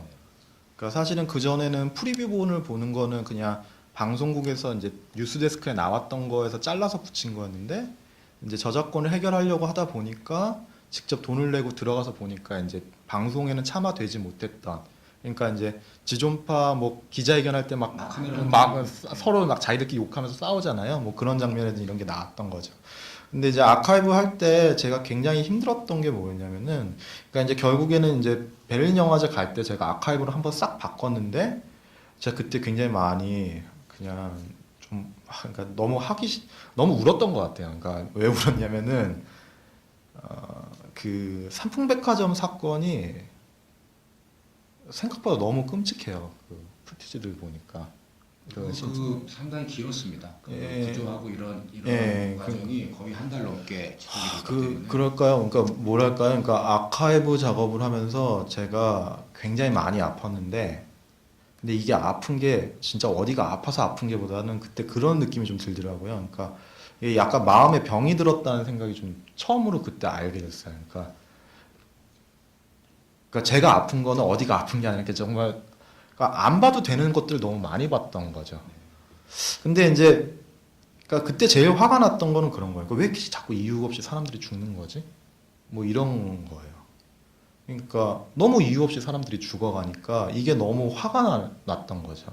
이게 뭐 그게 세월호 이전이긴 했는데 근데 그 안에서 제가 무언가를 이제 관객들한테 이제 제가 필터링이 돼서 보여줘야 되는 거잖아요. 그러니까 어떤 거를 이제 그래서 제가 기준을 세웠던 건 뭐였냐면은 되게 자극적이고 센 것보다는 되게 일상적인 공포를 보여줄 수 있는 아카이브를 선택하려고 되게 노력을 많이 했던 것 같아요. 그러니까 예를 들어서 산풍 같은 경우에는 그 다 무너졌는데 에스컬레이터 위에서 뭐 바지춤을 다시 여미고 있는 분이라든지 아니면은 막 정신없이 거리를 헤매고 다니는데 그 여성분의 다리에 묻은 피라든지 뭐랄까 그 공포를 상상할 수 있는 부분들을 많이 찾으려고 노력을 했던 것 같아요. 그거를 제가 조금만 부연 설명드리면은 이런 건데, 그러니까 세월호 사건을 보면서도 우리가 되게 많이 슬퍼했잖아요. 근데 삼풍백화점 여기 그 위령탑이 2번 나와요. 중간에 한 번 삼풍대왕하고 마지막 부분에서 한번 진수가 사랑한다 그게 2번이 나오는데 그게 이 여름이하고 겨울에 2번을 찾아간 거예요. 그리고 이제 가을에 한 번 제가 개인적으로 간 적이 있고요. 근데 그때마다 저 생화가 항상 있었어요. 그 진수가 사랑하는 예, 그 어머니가. 예, 그러니까 제가 그때 무슨 생각을 했냐면은 20년째 매주 꽃을 놓고 계신 거잖아요. 그러니까 20년째 매주 같은 생활을 놓고 있는 그 부모의 그 슬픔을 이해한다는 거 제가 생각하기엔 불가능하다였거든요. 그러니까 그거를 이해한다고 얘기하면 안 되겠다라고 생각했어요. 이 영화를 통해서. 그리고 동시에 분노도 필요가 없다고 생각했어요. 그러니까 왜냐하면 분노는 항상 희생양을 찾기 마련이니까 뭐 유병헌이 됐든 뭐 박근혜가 됐든 이명박이 됐든 그러니까 남은 건 이제 공포밖에 없었던 거죠. 왜냐하면은 세월호만 봐도 우리가 너무 힘든 건 그 사람들이 물 안에서 죽어가는 걸 상상할 수 있으니까 그 공포감을 우리가 상상할 수 있으니까 힘든 거잖아요. 그래서 이제 그런 아카이브에서 그런 공포감을 상상할 수 있는 아카이브를 선택하려고 굉장히 노력을 많이 했었고, 그리고 두 번째, 세 번째 질문이 기억이 안 나는데. 그 백분 토론. 백분 토론 앞뒤에 나온 거는 그냥 그때 그 지존파를 둘러싸는 어떤 인식들을 좀 보여주고 싶었어요. 그러니까 사실은 이게 논리가 되게 비슷해요. 그러니까 항상 이런 엄청난 사건이 벌어지면은 이게 결국 공권력 강화로, 경찰력, 공권력 강화 뭐 이렇게 이게 사실은 지금 이명박 박근혜 정부에서도 이제 같이 이어지는 거예요. 그러니까 항상 보수적인 정권, 박근혜 정권에서도 이제 딱 하자마자 나왔던 게 흉악범죄한테는 최고 무기징역까지 무조건 때리겠다. 그러니까 이제 사실은 가장 값싼 비용으로 그 정권의 도덕성을 확립할 수 있는 그런 것들이라서 그 어쨌든 그런 것 백분 토론 같은 것들이 사실은 뭐 이렇게 데모하면 총을 쏴 표현이 좀 과격하긴 하지만 그런 인식의 사고 같은 것도 지금도 여전히 남아 있는 거잖아요. 그러니까 20년이 지나도 뭐 크게 한국 사회의 한국 사회를 작동하는 패러다임은 크게 변한 게 없다. 뭐 그걸 좀 보여주려고 했던 것 같아요. 네, 두 번째 질문은 뭐 얘기가 지존파 얘기에서 상품 이쪽으로 갔다가 다시 또 예, 뭐 사형제 얘기 나오면 그러니까 사실은 그러니까 그게 원래 그 스토리 라인이었던 것 같아요. 그러니까 지존파를 통해서 상품, 그러니까 왜냐하면 이제 영화에선 제가 최종 편집에서 빼버렸는데 그때 지존파가 백화점 명단, VIP 명단 입수해가지고 원래 그 같이 죽이려고 준비를 했다가 중간에 걸린 거거든요. 근데 저한테 영화에서 갖고 있는 아이러니는 그거였던 거예요. 왜냐하면은 얘네가 너무 죽이고 싶었던 사람들이 있었는데 한 명도 못 죽이고 사실은 그 대상들이 벌인 부주의한 범죄 때문에 1년 만에 사형을 당했거든요. 원래 사형을 선고받으면 원래 다음 정권에서 집행하는 게 원래 우리나라 사형 관례인데 오히려 이들이 욕망했던 대상들한테 그 대상들이 저지른 범죄 때 1년 동안 그러니까 그 사람들 죽이지도 못해 그 사람들 때문에 자기네들이 정말 빨리 죽었다는 이 아이러니가 굉장히 좀 재밌었고 그래서 이걸 좀 비교해서 붙여야겠다는 생각을 좀 했었고요. 그리고 이제 결국에는 결국에는 다 5.18 5.18까지도 다 왜 같이 이어져 있었냐면은 그 사실은 그 삼풍백화점 그 이준 회장이 그 옛날에 안기부 창립 멤버세요. 그 안기부 창립 멤버셨어요. 그래가지고 사실 90년대 자본주의라는 것이 70년대 80년대 독재주의에서 기생하던 독재주의자들이 자본주의자로 변모하는 시기예요. 거기서 그 이준 회장 같은 사람이 이제 돈도 벌고 그러다가 이제 그렇게 무너져가지고 된 건데, 그러니까 사실 그 사람들이 그렇게 풀려나고 동시에 그 사람들을 처리할 수 있었던 어떤 전두환 그거를 이제 역사가 처리를 못했던 거죠. 삼풍도 처리를 못했고 그 처리를 못했기 때문에 사실은 저는 결국에는 세월호로 이렇게 돌아온 거 아닐까. 그러니까 이제 어떤 사회적 정의나 합의가 무엇이냐라는 얘기를 좀 하기 위해서 그 96년도에 있었던 5.18 특별법, 그러니까 전두환이라는 것보다는 5.18 특별법에 더 중점을 맞췄던 것 같아요. 역사 90년대를 보면은 오히려 뭐 지금 우리 보면은 이제 새누리당 이전의 정부잖아요. 김영삼 대통령이 돼서는 네. 그 노태우와 전두환을 잡아들이고 네. 이를테면 이제 지금 뭐 민주당 정부라고 할 수 있는 그런 야당에서는 그 전두환과 노태우를 사면하고 그러면서 2013년에 그런 광주는 폭동이었다는 발언이 다시 나오게 되는 그런 상황들을 이거 우리가 기본적으로 상식적으로 생각하는 거하고 다르게 움직인 것이요. 보수 정부에서는 잡아들이고 또 민주적인 정부라고 하는 데서는 사면을 해버리고 합의에 의해서 네, 그 그치. 과정에는 또 그동안 집행하지 않았던 사형이 갑자기 뭐 20몇 명의 사형이 집행되는 이런 이제 상식적으로 납득할 수 없는 김용태 변호사도 얘기하듯이 뭐 그런 과정들이 있었는데요. 그런 질곡들이 어쨌든 영화에서 계속 표현되고 있다고 생각이 되네요. 그러니까 결국엔 이걸 조금 다시 풀어서 말씀드리면은 사실 정치가 우리가 뭐 나쁘다 좋다로 얘기를 많이 하잖아요. 근데 정치는 그냥 어떤 행위일 뿐이거든요. 이게 좋고 나쁨의 문제는 아닌 것 같아요. 그러니까 사실은 예를 들어서 이렇게 얘기할 수 있죠. 국가는 정의로워야 된다고 얘기를 많이 해요. 근데 생각해 보면은 국가는 단 한 번도 정의로운 적이 없죠. 그러니까 다른 사람들이 항상 법은 형평성에 맞아야 된다라고 항상 주장을 하는데 생각해보면 법이 형평적이었던 적은 단 한 번도 없었던 것 같아요. 그렇다면 우리는 질문을 어떻게 해야 되냐면은 법이 왜 형평성에 맞아야 된다고 국가가 정의롭다고 얘기하는 것보다 왜 국가는 정의롭지 못한가? 왜 법은 한 번도 형평성에 맞은 적이 없는가를 질문하는 게 더 중요한 답을 준다고 저는 생각을 해요. 그러니까 그게 결국 정치 자체에 대한 어떤 질문에 가깝다고 생각을 하고 사실 정치 자체의 본질에 질문한다는 거는 결국에는 그냥 우리가 살고 있는 어떤 사람들, 그냥 공동체, 그리고 우리가 생각하는 생각에 대해서 다시 질문하는 거라고 생각하는 거거든요. 그러니까 사실 이 영화는 좀 그런 얘기를 하고 있다고 생각해요. 아까 손 드신 분 있습니까? 뒤에 네. 관계로서 와서 본 거에 대해서 굉장히 감사하게 생각합니다. 좋은 영화라고 생각하고요. 궁금한 거는 영화에서 그 형사님이 그 사형제도를 네, 찬성하냐라고 했어요. 찬성한다라고 했어요. 네네, 혹시 이 영화 이후에 네. 그분한테 어떤 뭐 안 좋은 일이 아니면 감독님한테 혹시 그 장면 빼달라고 하거나 아니 그런 일 뭐 하여튼 없었어요. 그런 일은 없었습니다. 네, 그리고 없었습니다. 혹시 이 영화를 만들기 전에 네, 저는 이제 어떤 사형제에 대한 영화를 본 적이 없거든요. 아니 네. 다큐멘터리를. 네.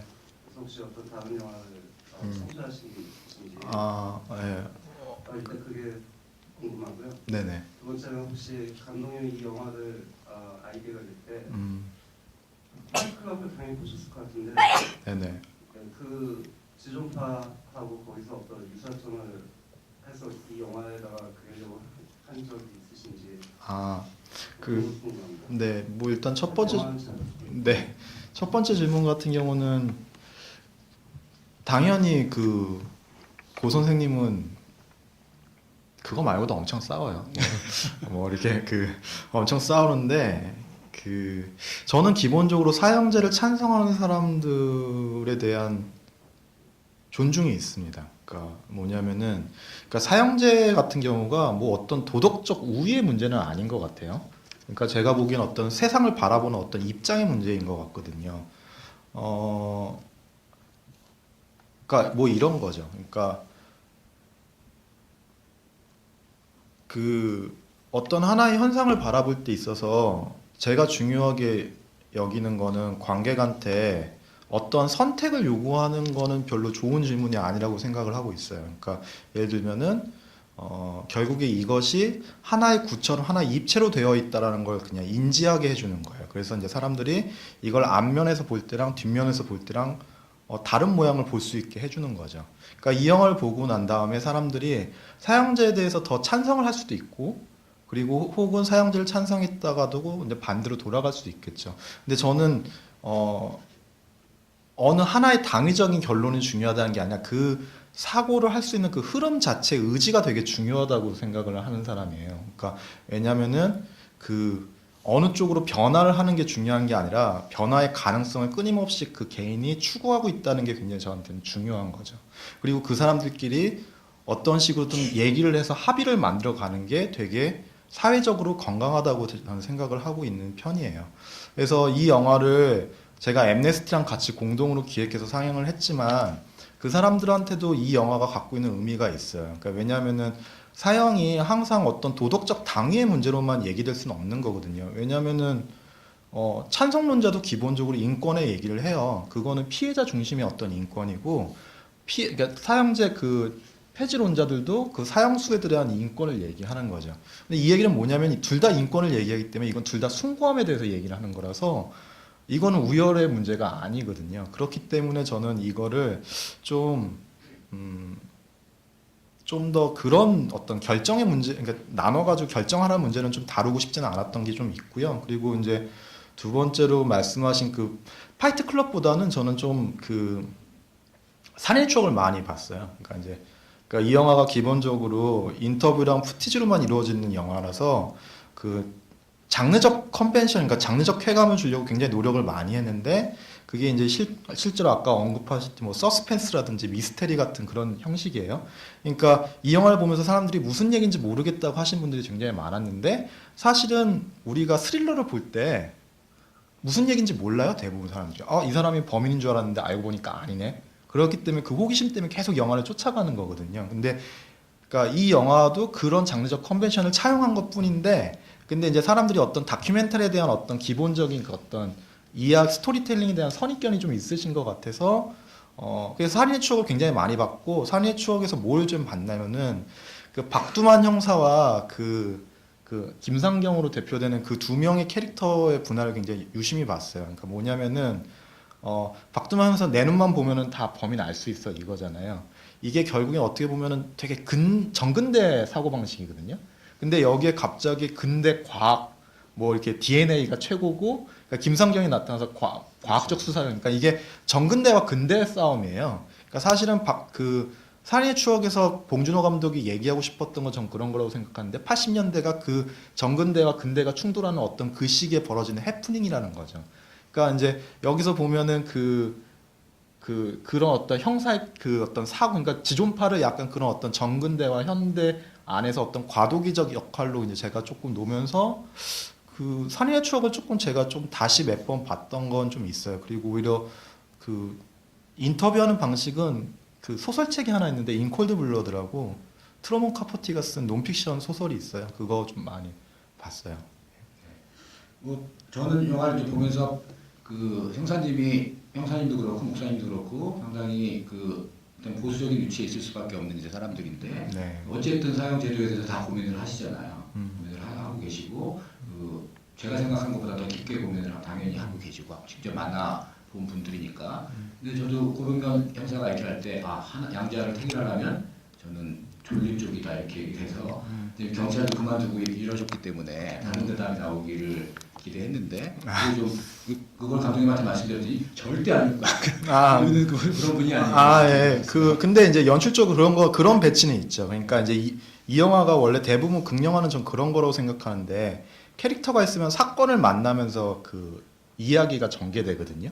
그러니까 대부분 다 극영화들이 그래요. 그러니까 캐릭터가 사건에 휘말리면서 상황이 벌어지고 그 상황 때문에 캐릭터가 이제 보이면서 뭐 이야기의 결말로 가는데, 이게 일반적인 극영화의 어떤 이야기 스토리텔링입니다. 근데 이제 이 영화는 지존파에 붙어 있는 여러 가지 담론들을 하나하나 그냥 해체해가는 식의, 다 빼는 식의, 그러니까 더하는 게 아니라 캐릭터가 사건에 더해지면서 휘말리는 게 아니라 그냥 하나하나 떼가요. 뭐 이렇게 그 당시 지역, 뭐 영광의 문제, 뭐 자본의 문제, 뭐 이래서 하나하나를 해체해가면서 마지막에 남아있는 그러니까 고병천한테 던졌던 그 질문을 해소하지 못한 채 벌어졌던 우리 사회에 벌어졌던 일인 거죠. 그러니까 뭐 결국에는 다 돈 때문에 하는 건데, 죄는 미워도 사람 미워하지 말라고 하는데, 사람은 전두환은 미워하지 않더라도 그거는 처벌을 해야 된다고 얘기하고, 그러면 그 처벌의 근거가 되는 법이 뭐냐라는 얘기를 이제 김용태가 얘기하고,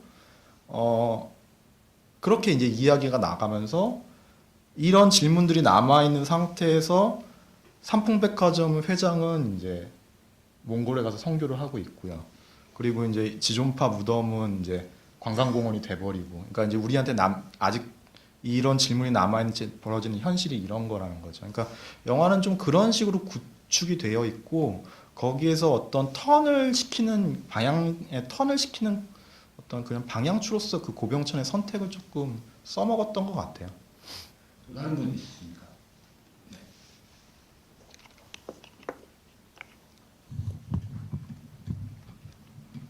저 영화 잘 봤고요. 이 영화를 전 보면서 좀 제가 20년 전에 좀 떠올리고 싶지 않은 그 사건들, 그 이름만 들어도 치가 떨리는 범죄 조직들이 있어가지고 그렇게 영 마음이 그렇게 편치만은 않습니다.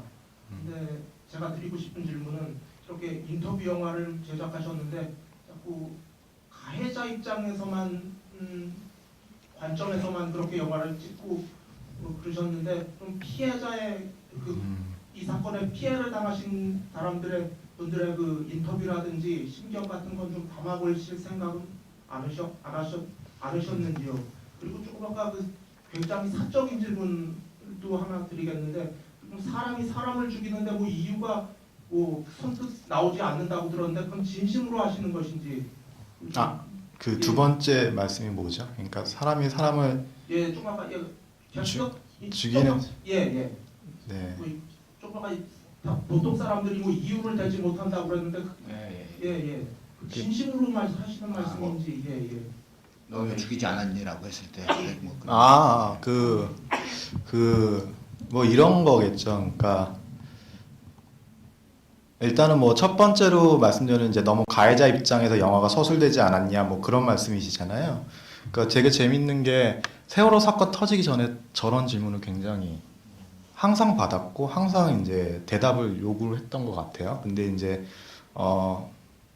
저는 말씀하신 질문의 질문은 이제 되게 순화해서 말씀을 해주셨는데 저는 이제 어떤 영화제 지부에 가서는 그 피해자 유가족 분들한테 할 말 없냐라는 질문까지도 받아봤어요. 그래가지고 이제 제가 이제 이따가 뭐 제가 대신 사과라도 할까요? 뭐 이러면서 그냥 웃으면서 넘어갔던 적이 있었는데 글쎄요. 그러니까 이제 뭐랄까 그런 이제 질문을 받을 때마다 확실히 제가 이제 아직까지도 지존파가 우리 사회 어떤 부분에서 되게 금기시되는 부분을 건드리고 있구나라는 생각을 좀 많이 하게 되는 것 같아요. 그리고 사실은 이제 선생님 말씀에 이 대답이 어떻게 대답이 될지는 잘 모르겠습니다만은 그 예술가는 기본적으로 도덕적인 얘기를 증명하는 사람들은 아닙니다. 그 개인적으로 도덕적으로 살려고는 노력을 해요. 뭐 이렇게 사람들한테 거짓말 안 하고 그건 개인 차원에서 지키고 사는 도덕들인 거고 예술가는 기본적으로 그 윤리 자체에 대해서 다시 질문할 수 있는 사람들이 예술가를 하는 겁니다. 그러니까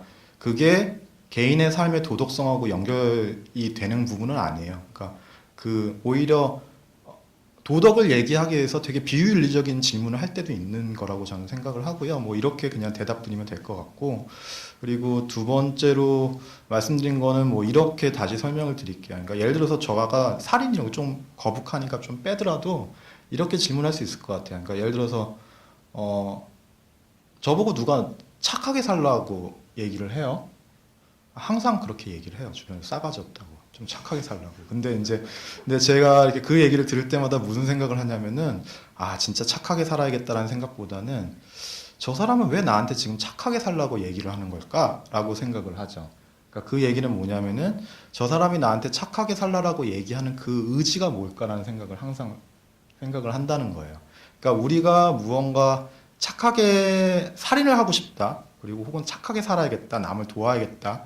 여기에는 그 세상이 그렇게 살라고 요구하는 게 아니라 자기의 어떤 의지가 분명히 있다는 거죠. 좋은 일을 하는데도 자기 만족이 있으니까 좋은 일을 하는 거고, 그런 어떤 내면, 그 이면의 이야기들이 이제 중요하다는 거예요. 그러니까 왜 살인을 하지 않으라고 하면 살인을 하라는 얘기가 아니라, 그러니까 왜 살인을 안 하고 사는 거에 대한 어떤 자기 이유가 뭐냐라고 되묻는다는 거죠. 내가 살인을 왜 하지 말아야 되는가? 그거에 대한 이유가 뭐라고 생각하냐는 거죠. 그러니까 남들이 뭐 살인하지 말랬으니까 살인하지 않는다 이게 아니라, 그러니까 너가 정말 생각하는, 왜냐면 남들이 하지 말란 거 다 하고 살잖아요. 뭐 이렇게 뭐 예를 들어서 사대강 그렇게 하지 말라고 해도 하잖아요. 그러니까 사람이 원래 그래요. 그러니까 욕망이 있거든요. 근데 이제 그러니까 그러니까 도덕적인 어떤 당위성보다는 그 개인의 어떤 이유가 뭔지가 더 중요하다는 거고, 그런 뜻에서 약간 얘기했는데 조금 불편하셨다면 제가 사과드리겠습니다. 그렇게 이제 네. 질문을 이제 그렇게 했다는 네. 얘기인 것 같고요. 이 영화는 뭐 가해자 입장을 듣는 영화가 아니라 가해자를 바라봤던 사람들의 얘기를 통해서 뭐 그런 거고요. 그리고 오히려 뭐 그런 것 같아요. 이거를 또 뭐 가해자와 뭐 피해를 당했던 사람들의 얘기를 결합시키면 이제 이런 옵션 다이얼 같은 영화가 안 나오고 전혀 다른 영화가 되겠죠. 네. 그건 감독님의 방향이 아니었을 거라고 생각이 들고요. 네, 또 다른 분 있습니까? 이쪽 어떻게 되십니까?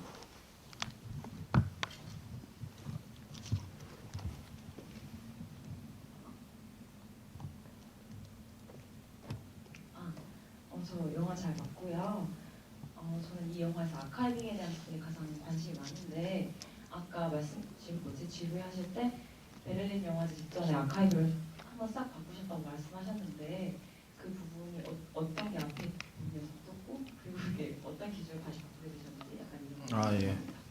예, 이제 일단 현실적으로 제가 개봉을 하게 됐어요. 그래가지고 그 개봉을 해야 되니까 이제 돈을 주고 이제 저작권을 다 해결해야 되는 어떤 그냥 되게 베이직한 이유가 있었고요. 그리고 이제 막상 하려다 보니까 이제 제가 이제 판도라의 상자를 열어버린 거죠. 그러니까 그 전에는 액세스할 수 없었던 굉장히 많은 사건들, 그 이제 예를 들어 뭐 산품 같은 데서 비공개 보도 자료라든지 뭐 그런 것들을 이제 그 원소스를 보게 됐던 거고, 거기서 이제 제가 이제 어떤 것들을 보여줘야 될까, 사실은 이제 조각을 다시 맞추는 거죠. 그러니까 아까 이제 제가 이제 그 극영화 내러티브에 대해서 잠깐 말씀드린 적이 있는데, 그러니까 저는 그냥 쉽게 설명하면 이런 것 같아요. 그냥 진주 목걸이랑 비슷하다고 생각해요. 그러니까 목걸이를 만드는 거거든요. 구슬을 꿰어가지고. 원래 이제 이야기라는 게 결국 그런 것 같아요. 근데 미술 같은 경우는 그 진주를 한 움큼 져서 바닥에 뿌려도 다 의미가 생기거든요. 왜냐면은 이제 위원장님하고 이렇게 같이 이렇게 뿌려서 이렇게 보고 내려다 보더라도 이게 모양이 있잖아요. 근데 아, 이거 보고 되게 아름답다라고 생각할 수 있는 거죠. 그러니까 저는 뭐 하는 거냐 이렇게. 예, 뭐 그럴 수도 있죠. 그러니까 이제 기본적으로 미술은 그 형태 자체로나 그 행위 자체로도 의미가 생겨요. 아름다움이 생기는 건데, 이 영화는 되게 특이하게 결국 뿌려놓은 다음에 제가 화살표를 좀 쳐놓은 것 같아요. 그 사이사이에. 근데 이제 그거를 관객들이 어떤 사람은 이렇게 가서 삼각형을 만들 수도 있고, 각자 이렇게 생각하는 어떤 방향이나 모양이 좀 다른 거죠. 좀 그런 데서 아카이브의 역할이 좀 컸던 것 같아요. 그러니까 아카이브가 되게 어떤 설명을 하기 위한 아카이브로서 몽타주 되진 않았다고 생각을 하거든요. 그러니까 특히 산품 같은 경우도 좀 그런 부분이 있었다고 생각을 해요. 그러니까 뭐 지존파의 어떤 그런, 그러니까 그 사람들의 어떤 말을 다 설명하기 위해서 일반적으로 자료면 몽타주라는 거는 그 사람이 하는 말을 부연 설명하기 위해서 그거랑 맞는 이미지들을 갖다 붙이는 경우가 많은데, 이 영화는 조금 다른 식으로 되어 있던 것 같아요. 그리고 이제 그 아카이브라면 이제 여기 방송 자료화면들이 좀 나오잖아요. 보통은 그것도 되게 비싸거든요. 분당이거나 이렇게 그 방송국에서 팔기 때문에.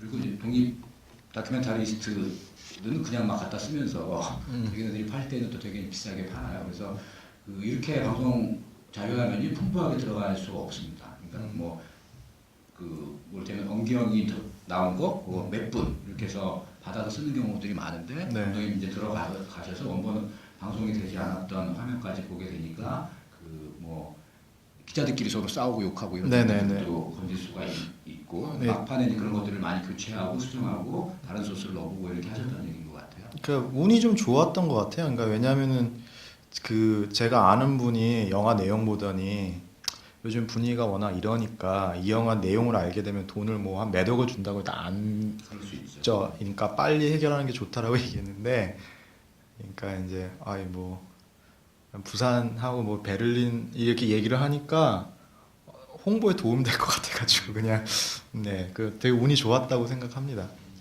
접근이 이렇게 보통 편집실까지 들어가거나 네, 이런 그래서 지금 경우 쉽진 않고요. 쉽지 않거든요. 그리고 그냥 상금을 그때 한 1,000만 원 받았는데 1,000만 원을 그냥 그대로 다 쓴 것 같아요. 많이 쓰셨네요. 네, 좋았어요. 네. 네, 또 다른 거 질문 있으십니까? 네, 뒤에 계신 분.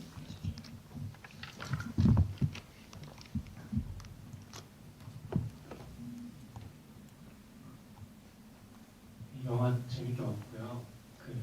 그 강연을 통해서 좀 더 생각이 명료하게 정리된 것 같아서 감사하게 생각하고, 개인적으로 궁금한 부분은 마지막에 영화가 끝난 다음에 이제 그 지존파의 이제 유서 예, 편지요. 편지 같은 게 이제 나열이 되는데 어떤 의도를 가지시고 이렇게 하신 건지 좀 궁금해서. 그 편지를 꼭 써야겠다고 생각하지는 않았고요. 그러니까 아까 그 마지막 촬영했던 그 천주교 공동묘지 하면서 좀 자료들이 좀 안 보이던 게 보이기 시작했어요. 그러니까 예를 들어서 뭐 지존파 사형당할 때 얘기라든지. 근데 그 전까지는 그걸 넘으면은 아까 질문하신 분처럼 너무 가해자 미화하는 거 아닌가, 뭐 그게 마음으로 잘 전달이 안 돼서 그런 게 막 스크립트엔 다 써 있는데 한 번도 그게 눈에 띈 적이 없었거든요. 근데 이제 그 묘지를 갔다 온 이후부터 그런 것들이 좀 몇 개가 보이기 시작하는데, 그 중에 하나가 이제 편지 장면인데, 제가 편지의 내용이 되게 눈에 들어왔다기보다는 보면 다 오타가 있어요. 그러니까 뭐 반장님 너무 감사드립니다라고 그러니까 뭐 고맙습니다라고 하든지 뭐 그런 것들. 그러니까 그게 되게 그러니까 뭐랄까요? 그러니까 근데 지존파 사건에서 가장 슬픈 게 뭐냐면요. 그냥 부에 대한 상상력이 그랜저밖에 안 됐다는 거예요. 원래 도시에만 살아도 부의 부자라고 하는 거는 그랜저가 아니잖아요. 외제차 BMW가 아니에요. 뭐 예를 들어서 뭐 더 부에 대해서 구체적으로 생각할 수 있는 거죠. 그러니까 뭔가 이 친구들이 갖고 있는 그 어떤 본질, 그러니까 저는 그래서 이 얘기가 어떻게 좀 전달될지 잘 모르겠는데,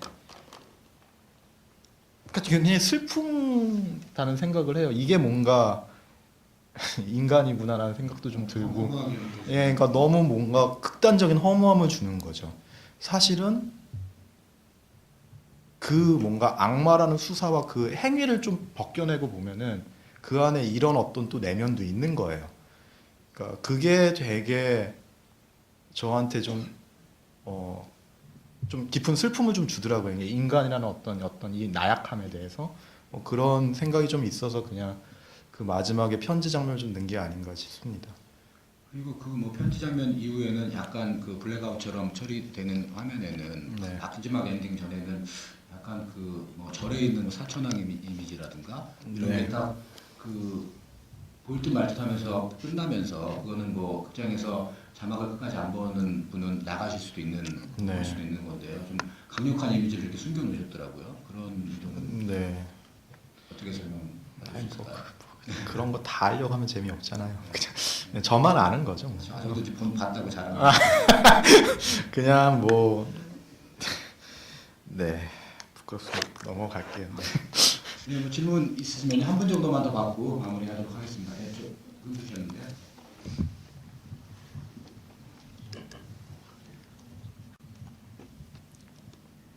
저기 삼성백화점 참사하신 경우에요. 미술가로서 순수하게 미학적, 시각적으로 그 장면을 다루신 점은 혹시 없지 않는지 궁금합니다. 미술가로서 미학적인 관점을 다뤘다는 게 뭔지. 장면 자체를 네. 뭐라고 해야 되나? 쌤새 같은. 아까 조금 뭐 얘기를 하신 것 같은데 어떤 그 상품 감독님이 직접 찍으신 장면이 아니잖아요. 방송 자료화면 이런 것들이 반영. 그것을 편집을 하시잖아요. 그렇죠. 주관해가지고 네. 논리적으로 좀 불편하셨어요. 좀 불편하시긴 한데요. 네. 작품에서 저도 미술하는 사람이라 네. 어떤 부분이 불편하시는지를 얘기해 주시면 편하게 돼요. 제가 불편한 게 아니고요. 네.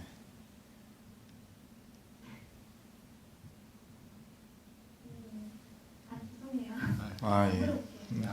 뭐 아까 저는 미술가가 아니라서 감독님이 말씀하신 걸 조금 부연하면 어떤 직접적인 화면을 보여주기보다는 어떤 고통이나 이런 상황들을 상상할 수 있게 그런 자료를 주로 썼다. 그리고 그 안에는 되게 끔찍한 보기 싫은 장면도 되게 많이 있었다고 얘기를 하신 것 같은데요. 그 뭐 저도 질문을 구체적으로 못 해주셨지만 어떤 의미로 질문하시려고 했는지 저도 좀 알겠고요. 근데 이제 저는 그냥 이걸 짧게 설명드리면 이런 건데 이건 그냥 대답이 맞을 수도 있고 아닐 수도 있어요. 그냥 질문하신 분한테 미리 그냥 양해를 부탁드리는 거고. 그 얼마 전에 그 쌍차 그 해고 투쟁 복직 투쟁 하시는 분들이 이제 대한문 앞에서 예전에 그 농성을 하실 때 중구청에서 한번 그분들 다 몰아내려고 경찰로 몰아낸 다음에 거기다가 이제 꽃밭을 환경 조성해서 꽃밭을 만든 적이 있어요. 그게 기억하실지 모르겠는데 그런 사건이 있어서 거기서 이제 그러니까 못하게 이제 천막 같은 거 못 치게 하려고. 그래서 제 주변에 있는 사람들이 어떻게 이럴 수 있냐 그래가지고 막 하루 종일 페북이나 이런데 막 화도 내고 그랬는데 저는 되게 화가 나는데 사람들하고 똑같이 그 부분 때문에 화가 나지 않더라고요. 그러니까 뭐냐면 어떤 거냐면 이런 건데요. 그 원래 이제 꽃밭을 만든다는 거는 소위 이제 미화잖아요. 환경 미화. 그러니까 아름답게 보이게 하려고 아름다움을 위해서 하는 거예요. 사람들한테 아름다움이나 어떤 가치를 보여주게 하려고. 근데 제가 여기서 되게 슬펐던 거는 뭐냐면은, 그러니까 원래 이제 예술가들은 기본적으로 궁극적으로는 아름다움에 대해서 얘기하는 사람들이라고 생각해요. 그러니까 아름다움이 뭐냐라는 거에 대해서 조금 더 확장시키는 질문을 만들려고 평생을 연구하는 사람들이라고 생각하는데, 근데 여기서 제가 되게 슬픈 거는, 근데 한국은 제가 이런 얘기를 못 하는 거예요. 왜냐하면은 아름다움이 결국에는 이렇게 위장으로 쓰이고 있다는 거죠. 그러니까 아름다움에 대한 본질적인 질문을 예술가들이 해야 되는데 항상 이렇게 뭔가를 그러니까 뭔가 이렇게 자기 어떤 치부를 가리기 위한 위장으로서 자꾸 아름다움이 사용되는 거예요. 가장 대표적인 예가 여러분이 다 알고 있는 그냥 4대강 같은 사업이라고 저는 생각해요. 그러니까 저는 그래서 되게 좀 슬프게도 그것들을 되게 그 공포나 폭력이 갖고 있는 어떤 그 미학적이라는 이 표현을 쓰셔서 제가 드리는 말씀인데, 그런 걸 더 직접적으로 보여줘야 된다는 것보다는 그것이 갖고 있는 어떤 숭고함이 좀 있다고 생각해요. 그러니까 예를 들어서 고병 선생님한테 제가 이렇게 질문을 했잖아요. 그 순간에 너무 무섭지 않으셨냐고. 근데 그 공포라는 건 그런 순간에 오는 것이 아니다. 그 얘기를 했을 때 저는 그게 어쨌든 그 공포라는 것에 대한 본질이 뭔지를 얘기하시는 거라고 생각을 하거든요. 그러니까 좀 그런 거를 극대화시켜서 보여주려고 했던 측면은 분명히 상품 시퀀스에서 있었던 것 같아요. 그리고 그런 것들이 관객분들이나 또 그 당시에 그런 걸 경험하셨던 분들이나 뭐 직감적으로 연결되셨던 분들한테는 다른 경험으로 나타날 수 있고, 그거에 대해서는 굉장히 불편하실 수 있을 거라고 생각합니다. 네, 상당히 많은 얘기를 해주셨는데요. 마무리 모시도록 하겠습니다. 제가 한 가지 추가로 좀 궁금한 게, 이건 뭐 바보 같은 질문이 될 수도 있을 텐데, 그 영화에 이제 그런 얘기들이 계속 나오거든요.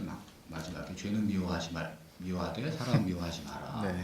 이 말의 정체가 뭔가, 감독님이 질문을 던지고 네. 있는 것 같아요. 근데 뭐 예전에 이제 2000년에 만든 최민식이 그랬잖아요. 야, 죄를 뭐하러 미워하는 사람, 그 죄를 진 사람을 미워해야지, 그렇게 그 어느 영화에서 얘기를 했는데요. 그 얘기를 들으면서 되게 좀 혼란스러운, 이 영화를 보면서 두 번이나 나오거든요. 혼란스러운 측면이 있었던 것 같아요. 감독님의 그것도 변호사도 그렇게 이제 얘기를 하는데, 결국 구조나 뭐 이런 것들 얘기하는데, 그럼 사람은 미워하면 안 되는 건가? 그 뭐 복수는 하면 안 되는 건가? 이런 것에 대해서 생각을 하게 됐던 것 같아요. 감독님의 의도일 수도 있을 텐데요. 그런 부분에 대해서 어떻게 생각하시는지. 기본적으로 저거는 그냥 풍수질이랑 비슷한 거예요. 그러니까 예를 들어서 풍수질이 몇 자리 쓰는데 여기다가 이 몇 자리 쓰면은 이제 자손 대대로 번창한다라고 하면 그거 믿으면 여기다 쓰는 거잖아요. 풍수질이라는 게. 그러니까 왜 제가 이렇게 얘기하냐면은 그 죄는 미워하되 사람은 미워하지 말라는 거는 기본적으로 인간에 대한 희망을 갖자라는 얘기가 전제로 깔렸을 때 그게 성립하는 말이라고 생각을 해요. 그러니까 자기가 어떤 삶의 태도를 취하느냐에 따라서 그 말을 할 수 있는 거죠.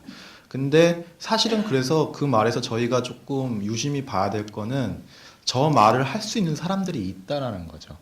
그러니까 예를 들어서 조성혜 수녀님이나 저 변호사님이나, 그러니까 자기가 인간의 희망을 걸겠다라고 얘기할 수 있는 사람들이에요. 그 사람들이 저 말을 하기까지 어떠한 삶의 궤적을 갖고 갔는가는 굉장히 유심히 볼 필요가 있다는 거죠. 그러니까 사실은 그 말이 갖고 있는 어떤 수사적인 그런 부분보다는 그 말을 하고 내뱉는 그 사람의 어떤 그 태도, 그리고 그거를 그 말을 실천할 수 있는 그런 사람들의 내면까지 조금 같이 봐야 되는 부분이 아닌가라는 생각을 하고, 오히려 고병 선생님은 조금 반대죠.